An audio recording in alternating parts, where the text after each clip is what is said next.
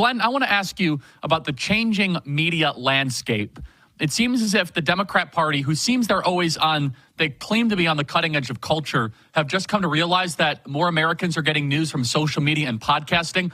I mean, it's hard for me to believe they were this naive, but walk me through how they got to a place where they have lost such significant ground in digital content creation and podcasting.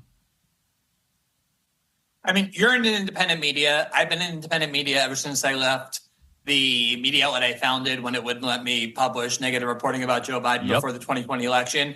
Any of us could see this coming. The data has been so clear. Their ratings have been in collapse and free fall. Every poll shows that Americans trust and like corporate media almost less than like pedophiles and syphilis.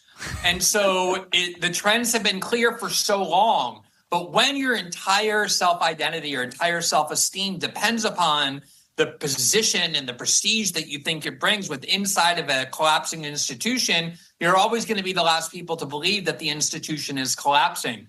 I think the most traumatizing part of this election for them was, again, not just that Trump won, but that so many non-white voters, the people who they think they're the benevolent leaders of, who they think they own, who they think they have the right to have eternal support, migrated in huge numbers away from their candidate to Donald Trump, despite constantly saying Trump was a Nazi, was going to put them in camps. Remember, the whole last week of the convention was the media claiming that Trump had a Nazi rally in Madison Square Garden. Yes, they were convinced Tony Hinchcliffe's joke was going to swing the election because Puerto Ricans would rise up with Latinos led by Jennifer Lopez and Big Bunny or Bad Bunny or whoever.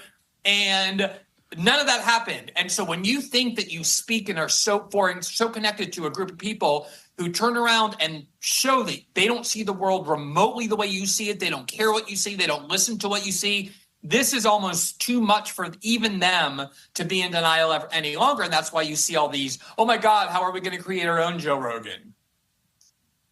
Yeah, but is there something to the format where leftists, not liberals, struggle in long-form podcasting? They struggle in unscripted environments. Is there something to the new left?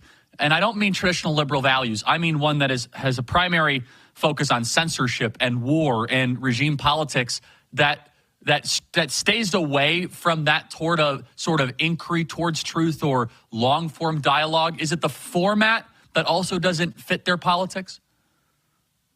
I definitely see what you mean. At the same time, as somebody who has long been associated with the left, who was kind of steeped in a civil libertarianism with which the left was once most associated, you see a lot of the right-wing movements, at least as shaped and led by Donald Trump, having commandeered a lot of these issues quite successfully. The only people who talk anymore about free speech versus censorship of course, you're right, are on the right. The only people who talk anymore about the evils of the CIA and the FBI and the U.S. security state are people on the right, not the left. Same with the war machine.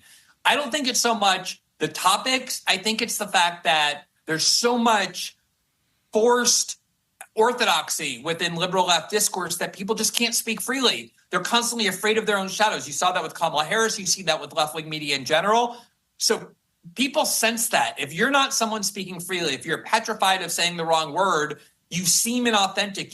And it's not a faction that anyone wants to be a part of that's so repressed and petrified. And Trump came along and blew through every single taboo and limit without the slightest concern, the slightest apology. And that opened up so much space on the right. And I think that's what made it so much more powerful, so much more able to connect with the ordinary people that the left had a claim on for so long.